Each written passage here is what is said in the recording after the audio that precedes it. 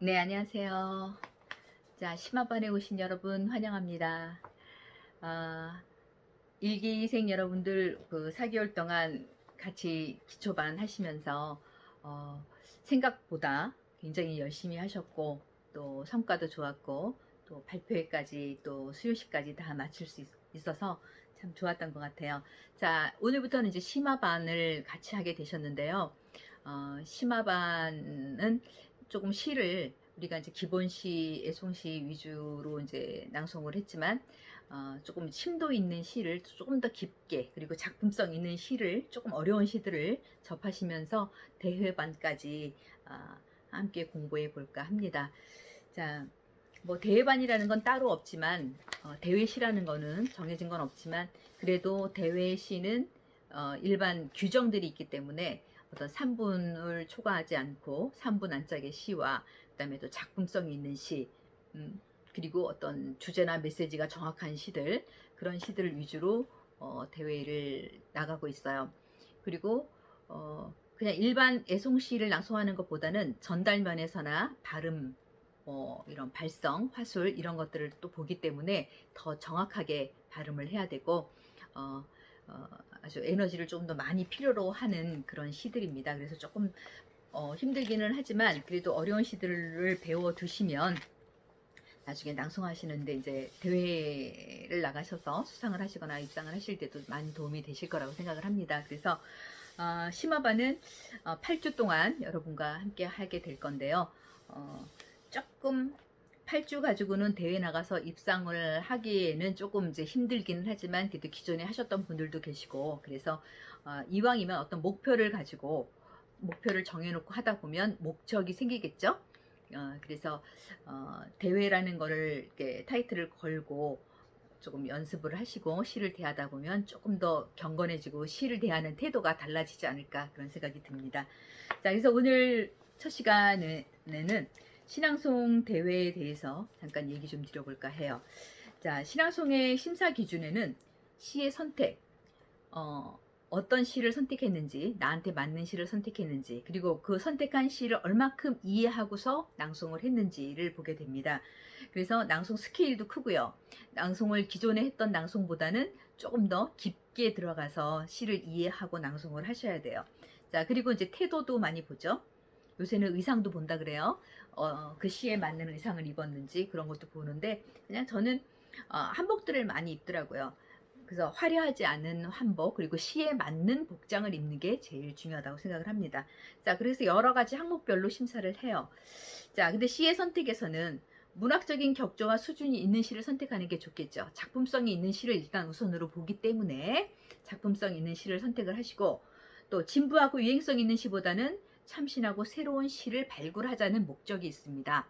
똑같은 시인의 시를 찾아도 해도 만약에 예를 들어서 뭐 서정주 시인의 시들을 많이 갖고 나오지만 맨날 나왔던 시가 아닌 서정주의 새로운 시, 서정주 시인은 이런 시도 있었어?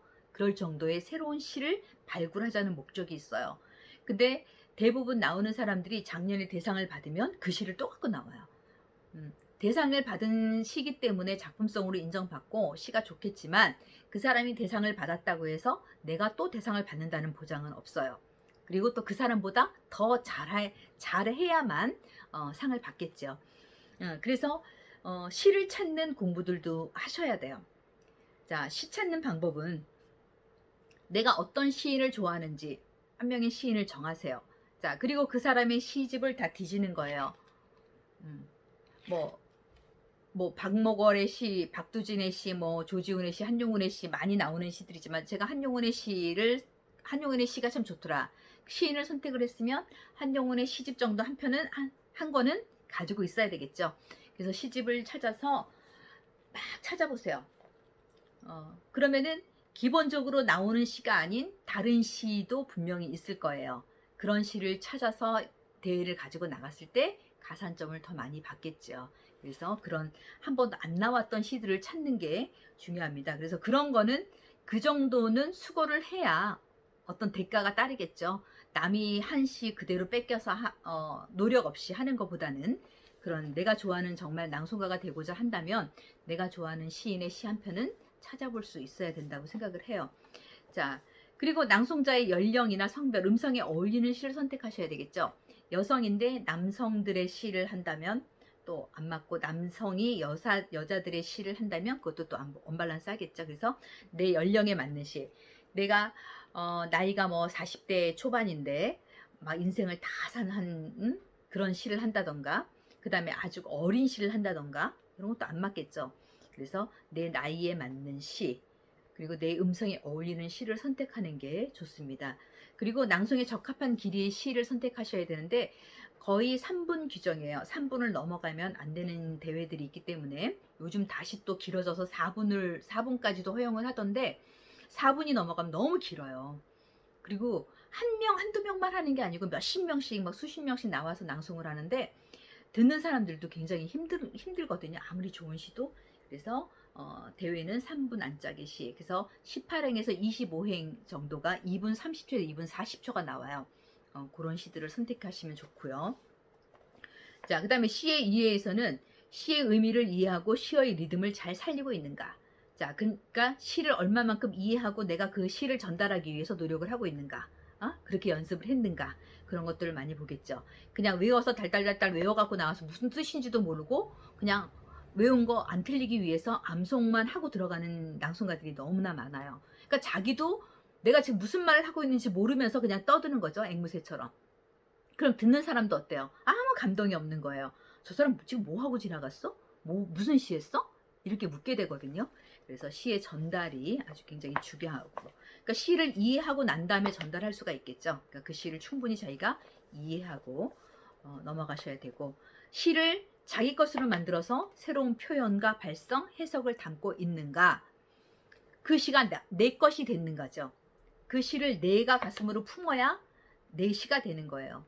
그냥 남의 거를 그냥 앵무새처럼 따라하는 것이 아니라, 그래야 내가 얼마만큼의 자연스러운 표현을 할 수 있는가. 그 다음에 적당한 감정 처리, 힘차게 하는 거, 고요한 소리, 평화로운 소리, 기쁨, 그리움, 잔잔함, 이런 단어가 갖고 있는 내용들의 이 어울리는 그 감정들을 잘 표현하고 있는가. 자, 슬픈데, 내용은 슬픈데 표정은 막 생글생글 웃으면서 한다면 어울릴까요? 안 어울리겠죠. 그리고 막 즐거운 시인데 너무 심각하게 인상을 막 쓰면서 낭송을 한다면 그것도 안 어울리겠죠. 자, 그래서 그런 소리들, 그런 표정들을 만들어내는 거. 그래서 항상 거울을 보면서 자기의 모습을 바라보면서 낭송 연습을 하시면 굉장히 도움이 됩니다. 집에 거울들 다 있죠?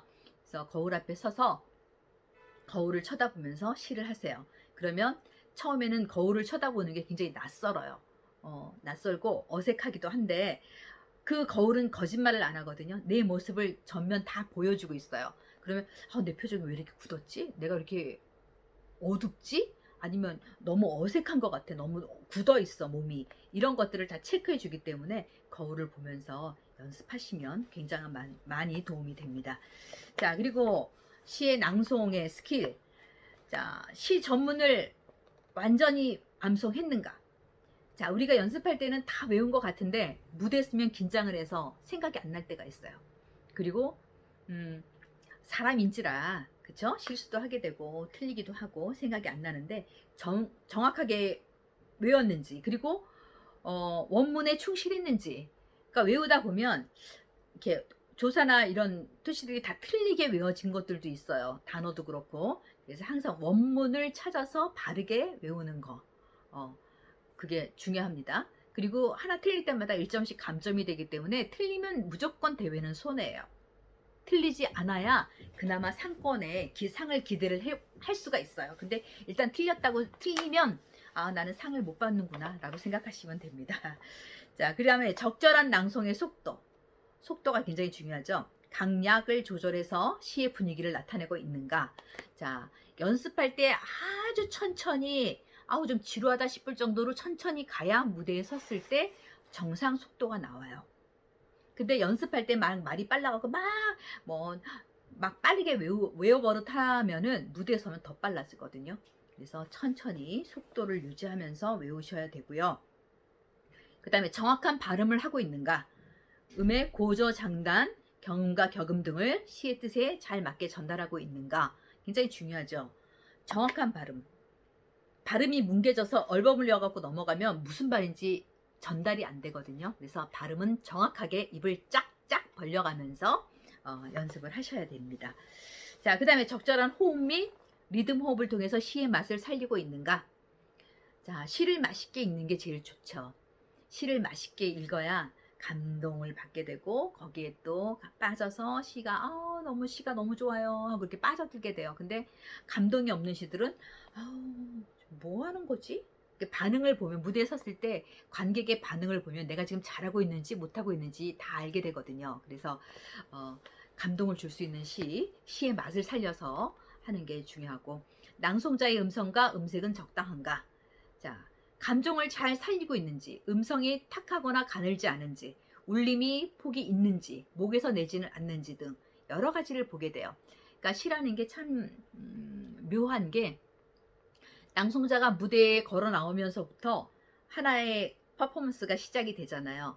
자, 걸어 나오면서부터 저 사람이 초짜구나, 아니면 좀 낭송 좀 했구나, 프로구나, 그게 다 느껴지거든요. 그러니까 나오면서부터가 연기인 거예요. 근데 우리는 별개로 생각하잖아요. 그냥 막 이러고 나와가지고 그냥 탁시 하고서 들어간다 하거든요.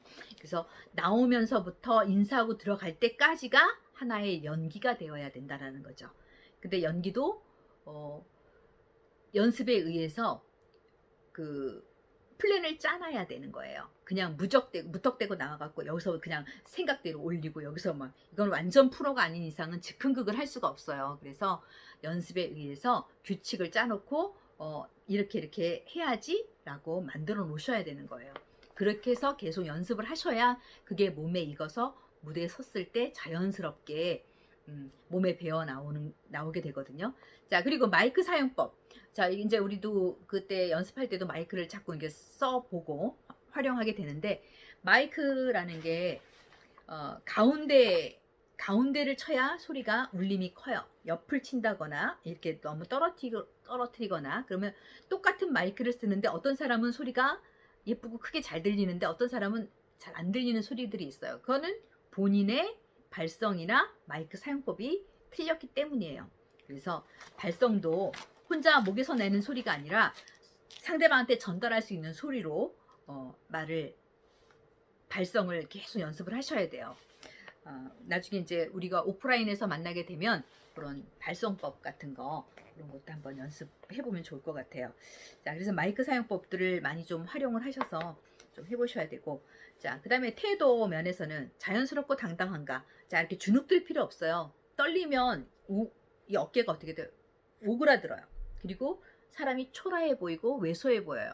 그러나 가슴을 활짝 펴고 당당하게, 내가 틀려도 안 틀린 척, 그리고 떨려도 안 떨리는 척, 그래서 자연스럽게 자신있게 딱 했을 때 듣는 사람도 자신있게 보게 되는 거예요.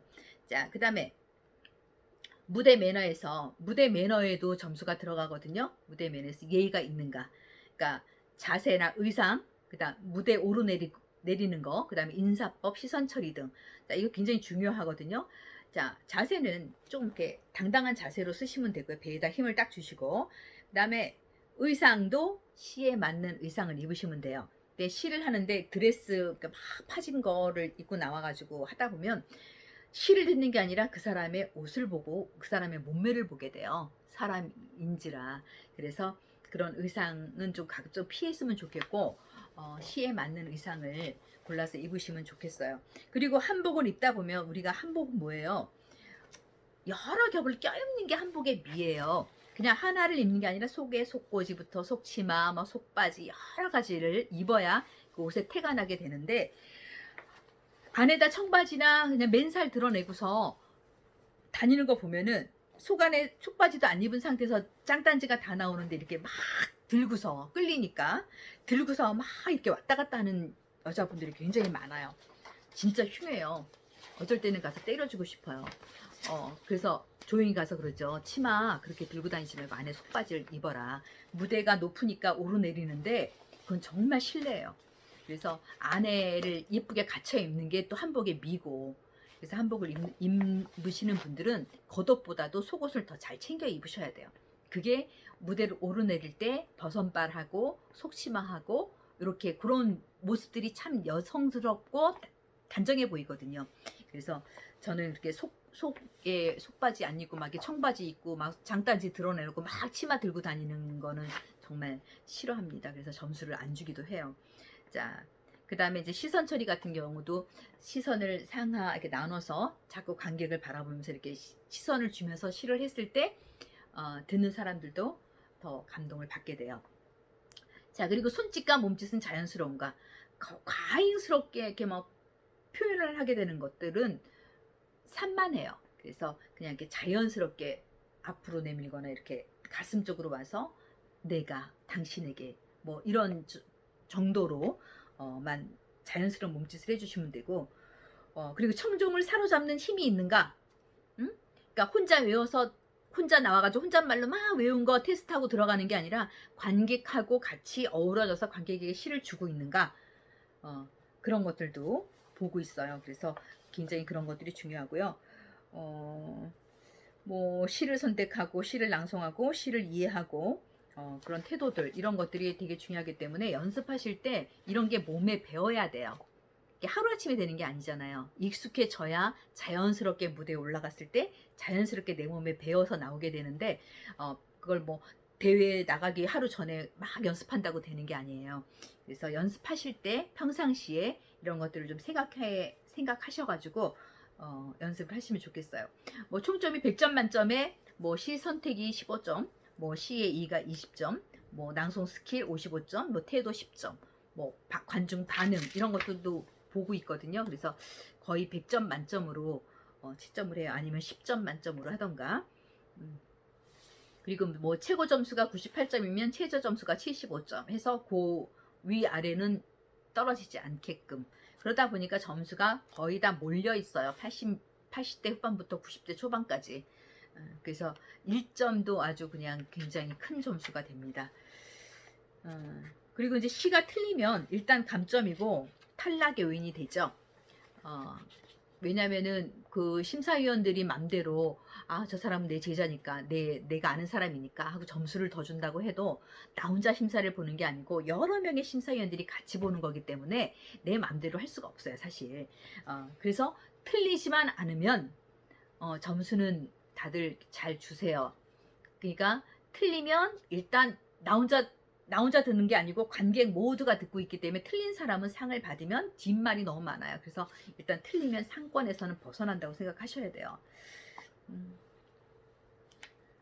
자, 그리고 우리가 하다 보면 이제 암송에서 잊어버리는 경우가 있잖아요. 대회에서는 틀렸으면 다시 시작하는 거는 다 감점 탈락이 됩니다. 그래서 무조건 완벽하게 외워서 나오셔야 돼요. 자, 그리고 이제 우리가 이제 시낭송의 여러 가지 방법 중에서 운율이 있는 시는 박자를 맞춰가면서 이렇게 박수를 치면서 읽으면 도움이 되죠. 이렇게 박자가 맞죠. 그리고 큰 소리, 작은 소리로 읽고 음악에 맞춰서 읽고 그런 방법이 있고, 또 느낌이 있는 시는 마음속에 영상을 그려가면서 읽어요. 그리고 배경음악이 굉장히 도움이 될 때가 있어요. 슬픈 시를 읽을 때 배경음악이 막 이렇게 좀 슬프고 그런 음악이라면 그 음악이 타고 들어가서 내 감정을 움직여주죠. 그래서 감정 잡기가 굉장히 수월해요. 그래서 배경음악이 낭송할 때 굉장히 많은 도움이 되기도 해요. 자, 그리고 이제 느낌을 그림으로 나타내보고, 그 화자가 주인공, 그 시 속에 있는 게 화자가 나라고 생각하고서 읽으면 내 얘기가 되니까 감정 잡기가 더 좋죠. 자, 그리고 이제 내용이 연결되어 있는 시, 그런 시, 그리고 흉내를 나타내는 말이 들어가는지, 뭐 모양이, 그러니까 의성어나 의태어 이런 것들이 많이 들어가 있는 시인지 그런 것들을 찾아보면서 연습하시면 굉장히 많이 도움이 될 겁니다. 자, 그리고 이제 여러분들과 제가 해야 될 일이 시를 고르는 일이에요. 대회 시를 한번 공부를 해보시면 대회를 준비할 때만큼 열심히 공부할 시간이 없어요. 대회 입상하고서 대회를 안 나가고 나면 그때부터는 이제 뭐죠? 공부들을 안 하게 돼요. 그래서 자기가 노력하지 않으면 퇴보하게 되거든요. 그래서 우리가 이제 속된 말로 그냥 고시 공부한다 그래요. 그 대회를 하는 시기를. 그래서 대회 를 준비할 때가 제일 내 생에 제일 많은 공부를 하는 때인 것 같아요. 자, 그래서 이제 선생님들하고 저하고 낭송 시를 골라야 되는데 제가 이제 몇 편의 시를 올려드릴 거예요. 그러면은 그 시들을 하나씩 선택을 하셔서 8주 동안에 그 시를 같이 공부할 거예요. 자, 근데 난 이 시도 좋고 이 시도 좋아. 근데 만약에 우리가 지금 4명이죠. 4편의 시를 5명인가? 5편의 시를 올렸어요. 그럼 각자 이렇게 마음에 드는 시들이 있겠지만 그 5편의 시를 다 같이 배울 거거든요. 그 배운 시 중에서 선생님들이 한 편씩을 선택을 해서 자기 시로 정하시면 돼요. 근데 시를 좀 바꿔보시는 게 좋아요. 난 이 시 할 거야. A라는 시를 선택을 했는데 A를 가지고 있어도 늘지가 않을 때는 B라는 사람이 A 시를 했을 때 시를 바꾸는 거죠. B가 내가 할 시를 하고 내가 저 사람의 시를 같이 연습을 하다가 시를 바꾸면 더 많이 실력이 늘어져 있다고 그래야 되나? 실력이 늘어 있어요. 그러니까 그런 선택들을 해보시고 제가 요 방송이 끝나고 나서 시를 올려드릴 거예요. 자, 지금 5편 다 올려드려야 되나? 하여튼 일단 한 편씩 올려드리면 같이 공부할 거니까 골라보시고 그 시를 가지고서 연습을 해보시면 좋을 것 같아요. 자, 그러면 1호는 여기까지 하고요. 이제 대회 준비를 해서 조금 심도 있는 시로 다시 만나겠습니다. 수고하셨습니다.